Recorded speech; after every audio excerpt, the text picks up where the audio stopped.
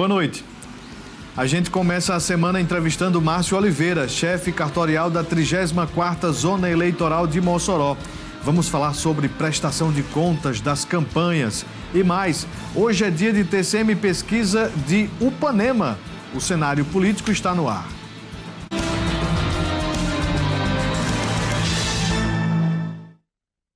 Boa noite para você, minha amiga telespectadora. Boa noite para você, meu amigo telespectador. Estamos começando mais uma edição do Cenário Político TCM, ao vivo para toda Mossoró e várias cidades que possuem os serviços da TCM. Estou aqui ao lado do Márcio Oliveira, que vai trazer informações da Justiça Eleitoral. Recentemente a gente teve aqui a participação do Luiz Sérgio, da 33ª Zona, responsável pela propaganda eleitoral. Hoje a gente está aqui com o Márcio, da 34ª Zona, e vai falar sobre prestação de contas, sobre pesquisas, enfim, sobre processos jurídicos também lá na Justiça Eleitoral, dentro aí desta seara. Você de casa participa, interage conosco através dos contatos que aparecem sempre aqui no canto da tela. Nós temos o nosso Instagram, @Cenário Político TCM, e o WhatsApp 988028941. Você participa, interage conosco, tire a sua dúvida. Márcio Oliveira está aqui, um dos especialistas mais conhecidos do Estado na Justiça Eleitoral. Então, chegou o momento, você candidato, você eleitor, você curioso da política, chegou o momento de você tirar também a sua dúvida. Bem, os candidatos ao Executivo Municipal de Mossoró cumpriram a agenda no final de semana e comentaram sobre suas propostas para melhorar o desenvolvimento da mobilidade urbana aqui da cidade. Acompanhe.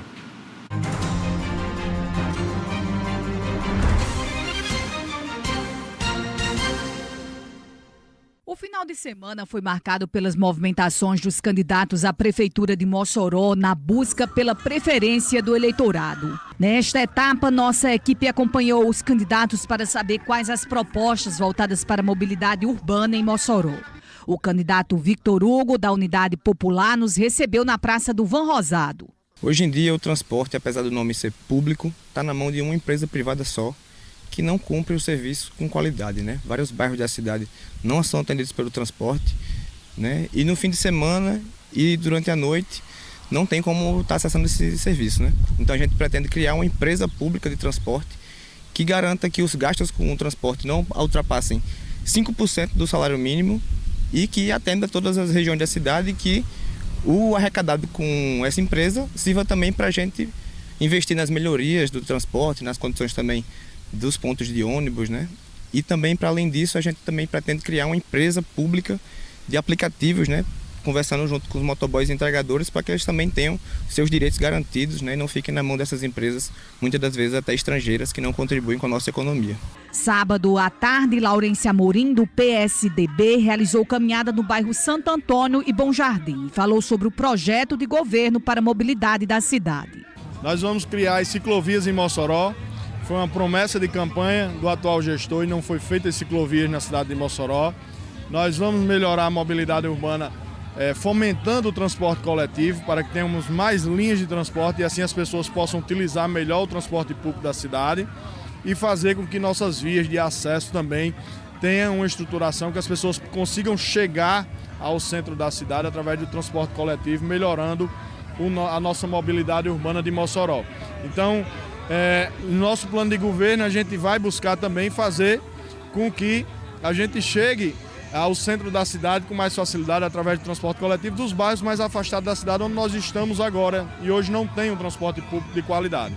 Genivan Vale, do PL, caminhou em carreata pelo bairro Boa Vista e também comentou sobre qual a proposta para o tema da semana. Nós estamos propondo tarifa zero, que irá desafogar o centro, porque nós vamos propiciar transporte público e gratuito, financiado pelo sistema de Zona Azul que nós vamos instalar em Mossoró, que já era há anos para ter sido instalado.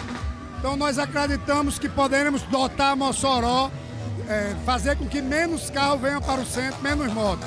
E também iremos propor uma parceria público-privada para construirmos o primeiro edifício garagem de Mossoró.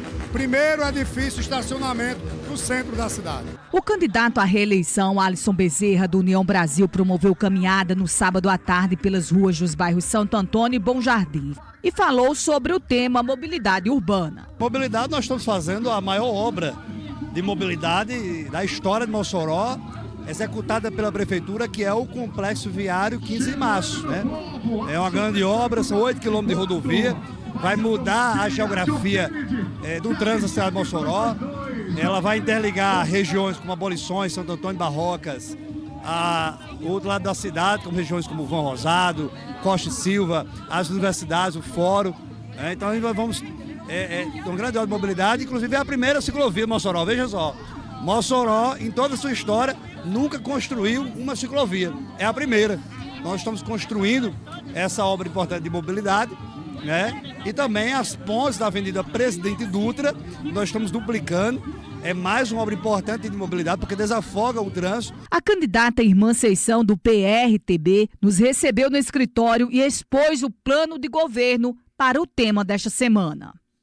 Eu quero fazer a duplicação aqui da principal do Vão Rosado, também a Zona Azul, que os carros possam ser rotativos, né, para que a gente possa ter um acesso melhor no centro de Mossoró.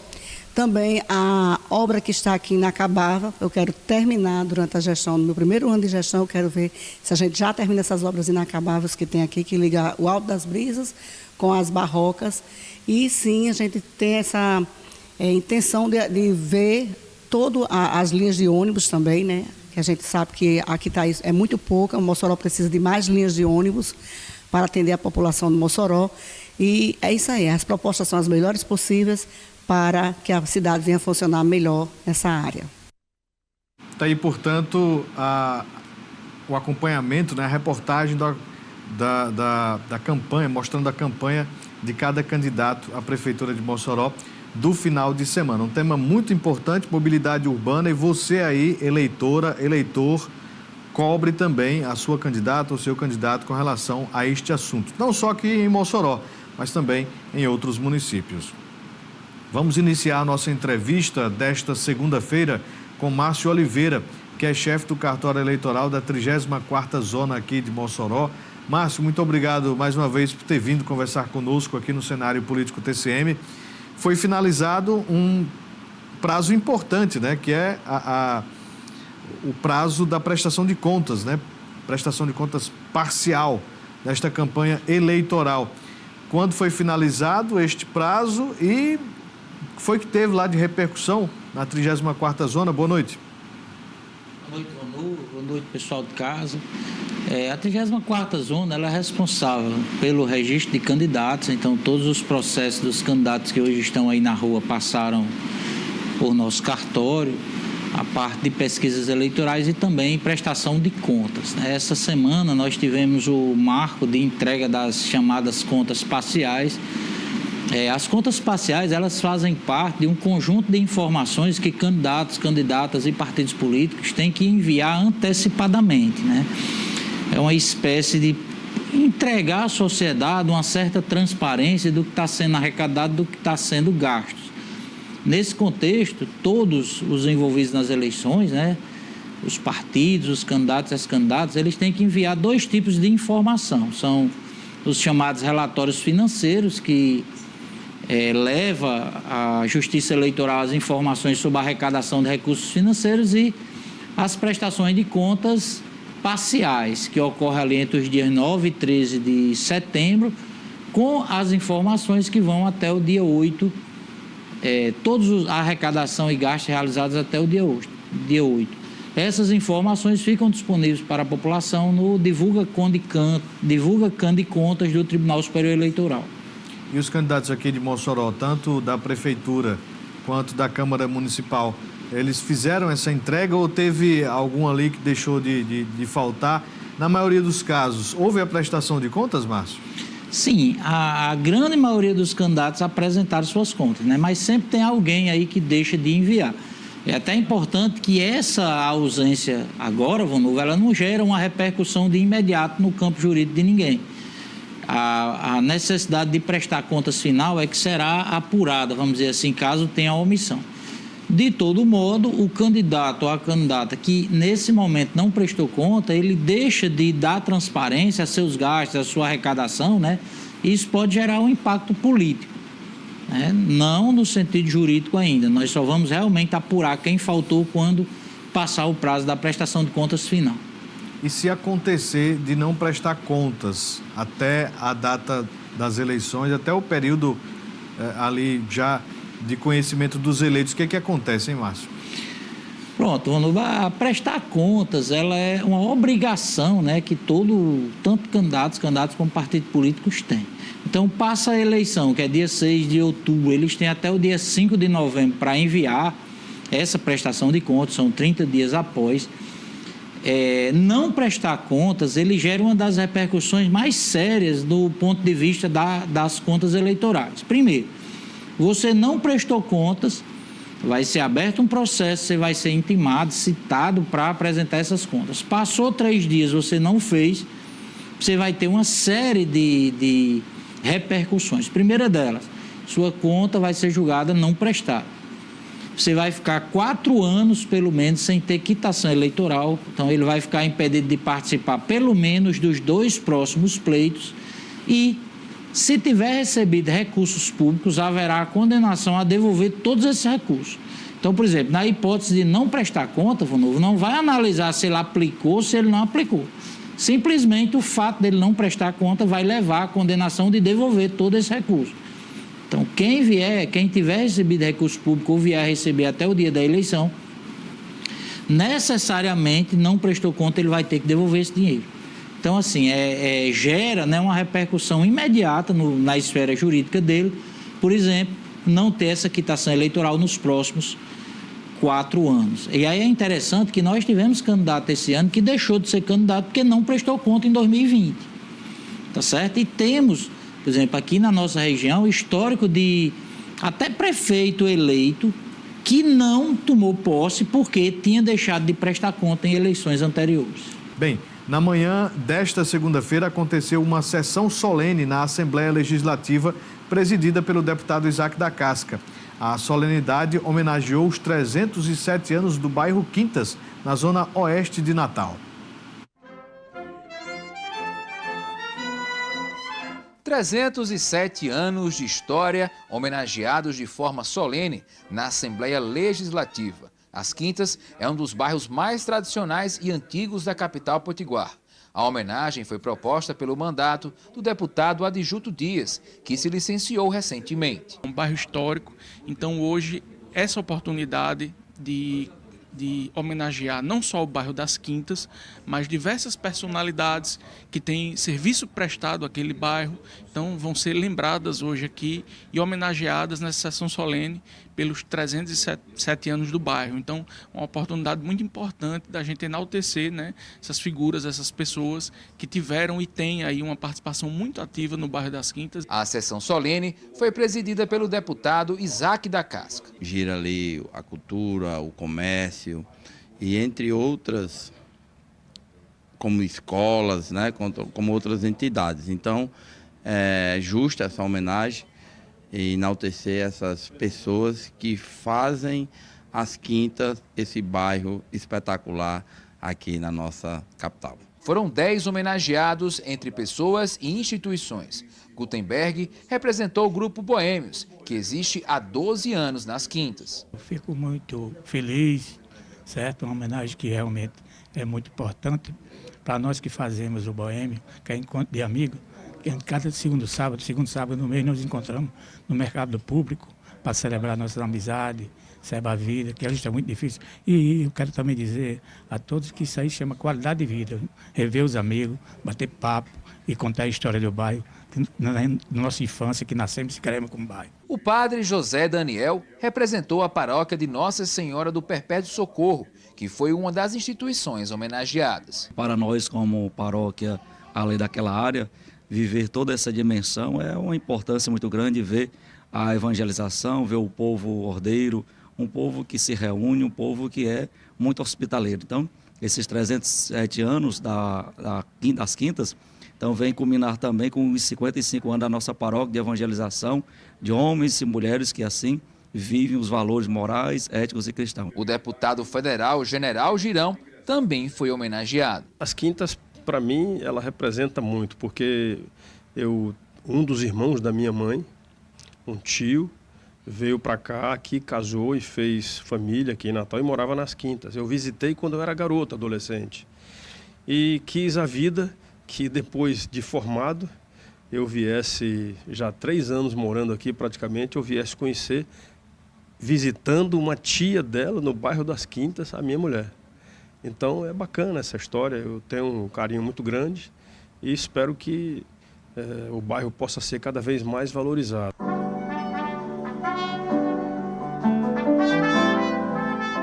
A sessão solene foi encerrada ao som da Banda Filarmônica Ferreira Itajubá, do projeto Emusco, do bairro das Quintas. É um projeto que desenvolve um trabalho já há quase 2 décadas, um trabalho social, um trabalho voltado à musicalização infantil, à música para jovens, adultos, adolescentes, para todas as faixas etárias. Então, é uma satisfação poder participar desse momento aqui, em comemoração aos 307 anos do bairro das Quintas.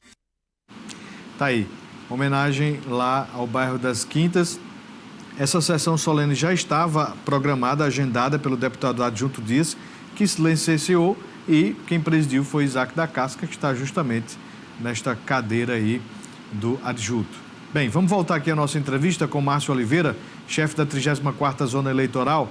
Márcio, com relação a essa prestação de contas, né? Já teve ali uma parcial, mas o que se deve prestar contas? Né? Porque assim, tem os recursos do fundo eleitoral, tem recurso de fundo partidário também aí, de doações, o que entra para prestar contas neste momento, nesta primeira parcial e, claro, após as eleições?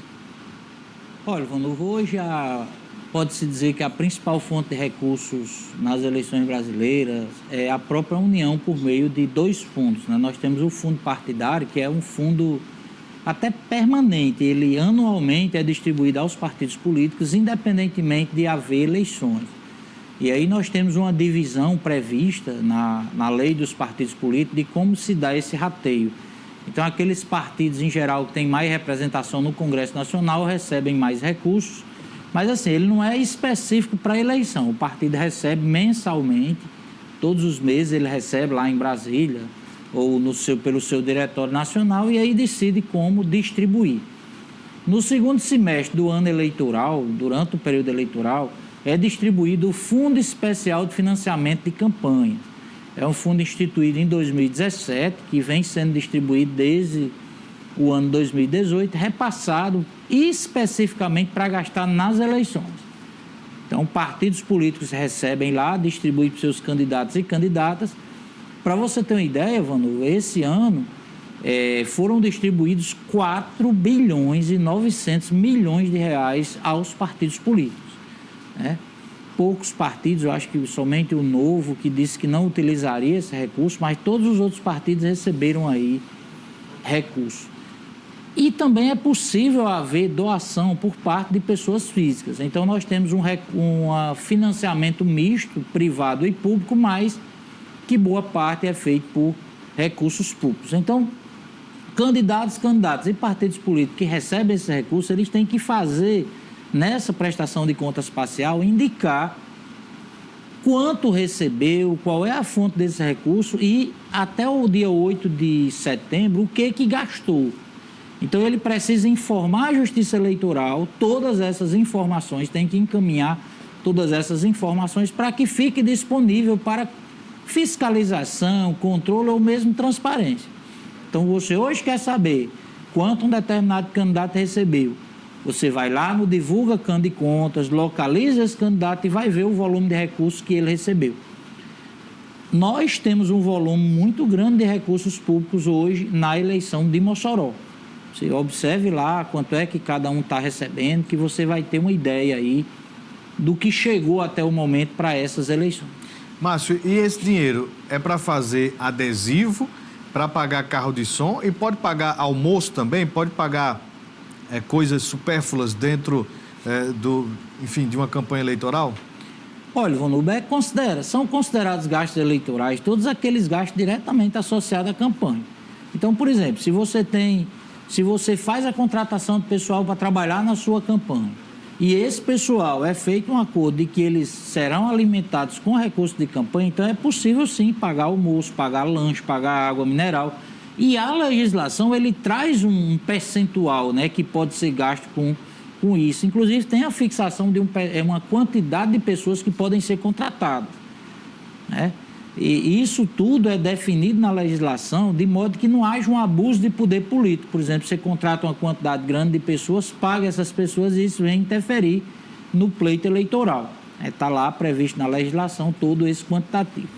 Então, por exemplo, é permitido gastar com propaganda em geral, com carro de som, com aluguel de veículos, com contratação de pessoal, por exemplo, aquelas pessoas que vão até a rua como bandeireiro, como distribuidor de material, ele é pago com recurso de campanha licitamente, né? É importante que se diga. É lícito ser pago, tanto com recurso público como com recurso privado. Também uma série de outros gastos, por exemplo, combustível, locação de veículo, como eu já falei, a alimentação do pessoal, toda a parte de propaganda. Hoje é muito comum a propaganda na internet, o impulsionamento de conteúdo, programa de rádio e TV, também ocupa um volume razoável aí do pagamento desses recursos. Enfim, todo o recurso de campanha lícito, ele é possível ser pago com esses recursos, inclusive com os recursos públicos. O que é que não é possível de ser pago com estes recursos e que acontece vez por outra e que é registrado nessa prestação de contas? Pronto, aqui, por exemplo, algo que seja proibido pela legislação. Vamos dizer, por exemplo, algo que gere benefício ao eleitor. Então, por exemplo, comprar camisa para eleitor ou mesmo doar uma alimentação a eleitor, que a legislação proíbe, né? Contratação de outdoor, por exemplo, não é possível você fazer propaganda por meio de outdoor hoje. Então, se você contrata um outdoor, é proibido também ser pago com recurso, né? Especificamente, por exemplo, o Tribunal Regional do Rio Grande do Norte vem entendendo que você não pode pagar com recursos públicos fogos de artifício. Já está lá bem definido aí na legislação. O pagamento de multas eleitorais aplicadas não pode ser feito com recurso do FFC, já que a Justiça Eleitoral condenou, o candidato pode pagar até com recurso da campanha, mas recursos privados, né? O recurso do fundo especial, por exemplo, que é para ser aplicado em campanha, ele não pode ser gasto na manutenção do partido político. Então, assim, a legislação ela vai trazer aí uma série de restrições também. E assim, Vanúvio, quando a gente vai fazer análise, nós verificamos, por exemplo, eu tenho gasto com combustível, mas não tenho gasto com aluguel de carro. Não tem sentido. A gente vai fazer essa ponderação para analisar se os gastos são razoáveis no contexto.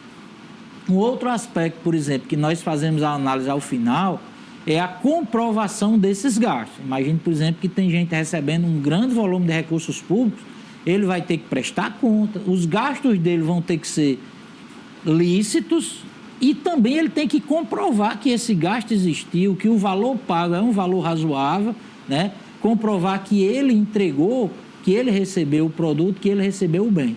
Então, assim, na prestação de contas ocorrerá essa análise, essa fiscalização por parte do nosso corpo técnico, por parte do Ministério Público e por parte dos adversários. Quem quiser pode fiscalizar o adversário até hipótese, né, de perda de mandato, quem não aplica de forma lícita os recursos. E essa inconsistência ela é verificada a partir desse momento de prestação de contas. Quem é que entra ali com o questionamento? É a promotoria? É o juiz eleitoral? Quem que entra com esse questionamento?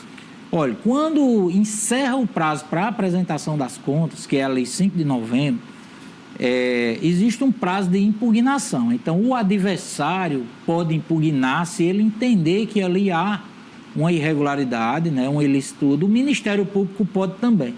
Nesse momento, é possível, sim, inclusive, pedir documentação, se for o caso, e impugnar determinados gastos se você entender que está irregular. Mas, normalmente, isso vai acontecer lá depois da prestação de contas, quando toda a documentação estiver apresentada. O juiz eleitoral, o cartório eleitoral, ele não pode impugnar, mas ele vai analisar e dar um parecer, no caso, o cartório eleitoral, dizendo se ele entende que aquelas contas estão regulares. E o juiz, o papel dele nesse processo todo é dar o julgamento final. dizer se aprova, se desaprova, se aprova com ressalva, se aplica alguma sanção, né? Então, esse aí é o papel do juiz eleitoral, da juíza eleitoral nesse processo. Bem, tem informação agora, é isso mesmo? Nesta semana será apresentada uma nova edição do TCM Pesquisa. São mais 3 cidades contempladas. Hoje serão apresentados os dados do município de Upanema.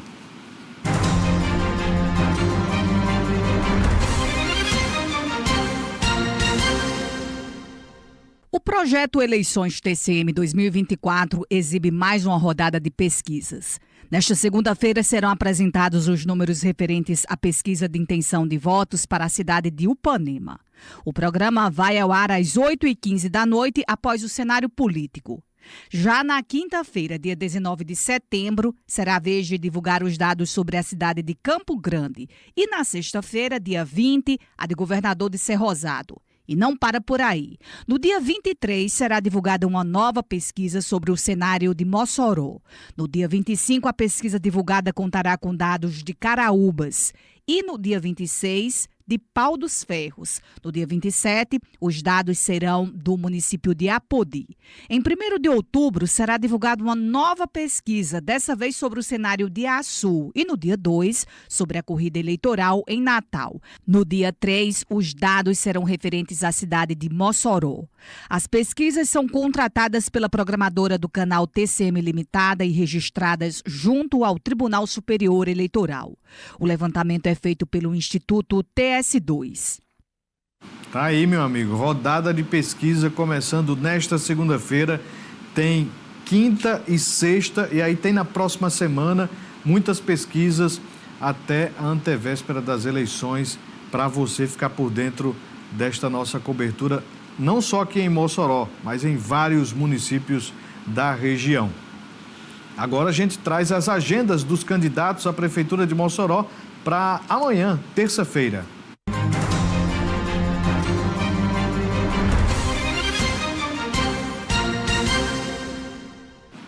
Vamos à agenda do candidato Alisson Bezerra para esta terça-feira, dia 17 de setembro. Alisson, que tem como vice Marcos Medeiros, da coligação Mossoró do Povo. Nesta terça-feira, o prefeito que busca a reeleição tem agenda a partir das 7 horas da manhã, se estendendo até às 4 horas da tarde, com visita a empresas e instituições. Às 5 horas da tarde tem caminhada no bairro Abolição 5. A concentração é no cruzamento da Avenida Senador Petrônio Portela com a rua Edna Lima Moura Falcão. A gente traz agora a agenda do candidato Genivan Vale, que tem como vice Nayara Gadelha, da coligação Mossoró de Verdade. A partir das 8 horas da manhã, tem visita a empresas. Às 10h30 da manhã, tem gravação do programa eleitoral. Às 3 da tarde, visita a empresas. Às 4 da tarde, caminhada nos bairros Abolições 3 e 4. Às 8 da noite, tem reunião com amigos de Maninha, na rua Frei Miguelinho, 11h30. A agenda da candidata Irmã Seição, que tem como vice Edson Lobão, do partido PRTB. Nesta terça-feira, às 8 da manhã, Irmã Seição vai tomar café da manhã na padaria com Alain, no bairro Van Rosado. Às 7 horas da noite, tem visita no bairro Barrocas. Virando, temos agora a agenda de Laurence, que tem como vice Carmen Júlia, da coligação Mossoró Mais Forte. Nesta terça-feira, a partir das 8 horas da manhã, tem caminhada no bairro Nova Betânia, a saída do comércio da Avenida João da Escócia. Às 4 da tarde, tem caminhada no bairro Pintos, a saída na Avenida Francisco Mota, ao lado da borracharia. Agora a agenda do candidato Victor Hugo, que tem como vice Marrocos, do partido UP. Às 8 horas da manhã desta terça-feira, tem panfletagem no Vucu Vucu. Às 2 da tarde, visitas a apoiadores. Às 4h30 da tarde, caminhada no bairro Bom Jardim. Está aí, portanto, as agendas dos candidatos à Prefeitura de Mossoró para amanhã, terça-feira, dia 17 de setembro. Bem, vamos voltar aqui à nossa entrevista com o Márcio Oliveira, chefe da 34ª Zona Eleitoral de Mossoró.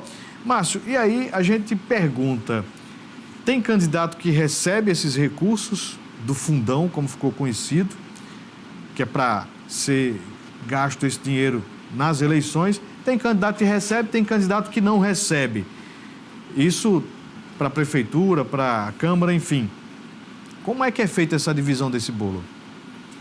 Olha, Vanúvio, essa é uma das grandes questões, né, a cada eleição. Porque, assim, o Congresso Nacional é quem efetivamente cria o fundo, né, inclusive quem destina os recursos por meio do Congresso Nacional e define os critérios de distribuição. Agora, sim, ele só define critério de distribuição aos partidos políticos.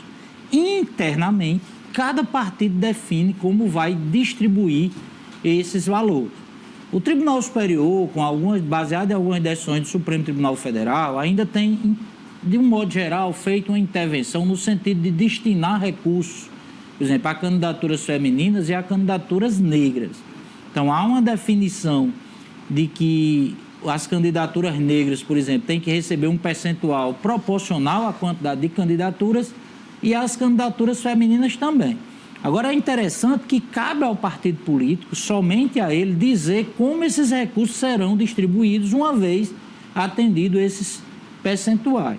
Então, por exemplo, você vai ver que vai ter partido que um candidato vai receber um valor X e outro candidato vai receber 10X, por exemplo.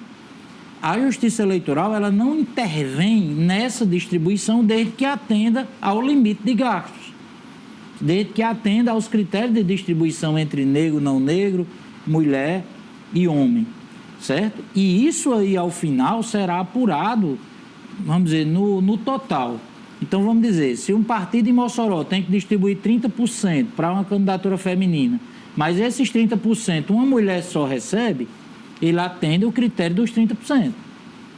Tá certo? Então, nós vamos ver aí algumas discrepâncias de partidos que distribuem mais para alguém e mais para outro. Mas isso aí, pessoal, não é responsabilidade da Justiça Eleitoral fazer essa definição. Caberia, por exemplo, ao Congresso Nacional dizer que nós teremos uma divisão equitativa entre todos os candidatos. Então, se houver reclamação, fica no campo da reclamação política e não judicial. Isso aí tem que ser discutido dentro do partido. E aí até uma crítica, Vanúvio, que eu faço, muitas vezes a pessoa sai candidato por um partido, às vezes sem entender como é que se dá a divisão interna desse partido, né? Às vezes sem compreender qual é a distribuição de forças ali e como as coisas vão se desenrolar. Então, na verdade, essa é uma discussão interna ao partido político. Quando vai para a discussão da Justiça Eleitoral é se o dinheiro foi aplicado, se foi comprovado devidamente, se foi gasto com algo lícito, tá certo? E não no sentido da justiça quanto à distribuição desses recursos. E, mais uma vez, pessoal, isso aí quem define não é a Justiça Eleitoral. São os deputados, são os senadores lá no Congresso Nacional quando definem os critérios legais de repasse, de distribuição desses recursos. Um abraço para o seu Aldo Ferreira, sempre acompanhando aqui a gente. Obrigado, seu Aldo. Também Janilson, participando aqui conosco. Tem aqui uma mensagem de quem foi que mandou aqui, foi o Alexandro. Ele pergunta o seguinte: gostaria de saber se uma pessoa com 70 anos de idade é obrigada a votar. Olha, no Brasil, né, o voto ele é obrigatório, mas ele é facultado para os maiores de 16, menores de 18 anos e para os maiores de 70 anos. Então, essa pessoa aí que tem 70 anos ou mais de 70, ele não tem mais essa obrigação. Faltou, vai constar lá que ele é facultado. Também é facultado para os não alfabetizados, né? É importante também destacar aí esse critério. Um abraço aqui para Edilene Moraes, Nonato Gomes, AG William, pessoal no Van Rosado assistindo aqui a gente. Márcio, com relação à questão que envolve aqui o registro de candidaturas, hoje nós temos um prazo importante que é a substituição de candidaturas indeferidas, enfim, tiveram questionamentos na Justiça. Esse é um prazo também muito importante dentro dessa contagem aí que se segue, não é isso? Isso. A legislação prevê que até 20 dias antes do pleito, que é o caso, poderão haver substituições, né? No caso de indeferimento, de renúncia. De hoje em diante, só pode ser substituído um candidato em decorrência de falecimento, né? Que aí pode ir até às vésperas do pleito. E assim, é um ponto importante porque a partir de agora nós vamos trabalhar o encerramento desse processo todo. Por exemplo, nós vamos fechar o sistema de candidatura, nós vamos gerar as mídias para ir às urnas eletrônicas. Então, de um modo geral, encerra a movimentação em termos de candidatos. Por exemplo, depois que nós geramos as mídias e as urnas estão preparadas, vamos dizer assim, mesmo que alguém saia, ele vai continuar na urna eletrônica. E em caso de falecimento, se alguém substituir, ele vai concorrer com os dados do anterior. Para você ter uma ideia como é importante esse marco no sentido do restante, vamos dizer assim, da finalização do pleito que a gente toma de conta. E se nesse processo todo não houver o julgamento por parte da Justiça, né, desse recurso, lá no dia da votação vai aparecer a votação zerada. Na verdade, ocorre assim. Se ele recorre, até a gente disse que no direito eleitoral ele recorre por conta e risco dele.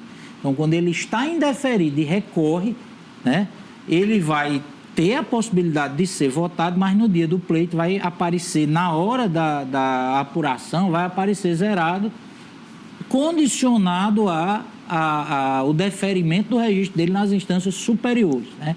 Lembrar que em Mossoró todos os registros de candidaturas foram julgados com um bom tempo de antecedência. O que tem de recurso já está no tribunal, aguardando esse julgamento, né? Salvo engano, nós temos um único recurso de um candidato que foi indeferido, aliás, ele foi deferido e a parte que impugnou recorreu. Então, ele, inclusive, é um daqueles que vai aparecer a votação dele, porque ele hoje está deferido, né? Mas, por exemplo, vai seguir, se eventualmente ele for indeferido nas instâncias superiores, o nome dele não sairá mais da urna depois que a gente fecha o sistema e carrega as urnas eletrônicas. Um abraço aqui para o Jean Paul, lá da Ilha de Santa Luzia. Manda um abraço aqui para Márcio, está acompanhando aqui a gente nesta noite de segunda-feira. Márcio, com relação a essa questão que envolve a prestação de contas destes recursos, o calendário, você falou agora, né, no deferimento, na geração das mídias, você fala que chega agora num momento importante, né, de geração das mídias, das urnas eletrônicas. Quando é que isso deve acontecer aqui em Mossoró, já que hoje acontece esse fechamento do registro de candidaturas? Olha, Ivan, no Rio de Mossoró nós temos 4 zonas eleitorais que abrangem 6 municípios, né? Toda a programação aqui dessas 4 zonas, inclusive, elas têm a previsão de carga de urnas na semana que vem, do dia 23 ao dia 27. Inclusive, é importantíssimo, são audiências públicas, você pode comparecer ao cartório, você pode acompanhar. A Ordem dos Advogados é convidada a participar, o Ministério Público, a imprensa sempre aparece lá para acompanhar isso. As mídias, especificamente, são geradas normalmente no primeiro dia desse processo. Então, o primeiro dia, como o nosso fórum não tem um espaço muito grande, vai sendo cadenciado de modo que, ao final da semana, as urnas dos 6 municípios estejam todas preparadas e prontas para a eleição. Então, do dia 23 a 26, a 27, ali no Fórum Eleitoral Celino Guimarães Viana, na abolição 2, ocorrerá todos aí esse processo, né, de gerar mídia, preparar as urnas eletrônicas. Um abraço para Luiz Ares interagindo conosco aqui. Luiz Ares, a sua pergunta é de propaganda eleitoral, que é quem é responsável é Luiz Sérgio, e o Márcio é de outro setor da Justiça Eleitoral. Márcio Oliveira, da 34ª Zona Eleitoral de Mossoró, muito obrigado por ter vindo conversar conosco aqui no cenário político de hoje. Eu que agradeço, Manu. Sempre estou à disposição para vir falar aqui de direito eleitoral. Obrigado, seja sempre bem-vindo. Vou chamar novamente até o encerramento dessa campanha eleitoral aqui de Mossoró. A você de casa, a gente agradece a audiência, lembrando que vem aí pesquisa TCM-TS2 de Upanema. E amanhã, 12h10, no meio-dia TCM, a gente vai entrevistar o vice da Irmã Seição, Edson Lobão, do PRTB. Conto com sua audiência também lá na 95. Uma ótima noite a todos. Até daqui a pouco.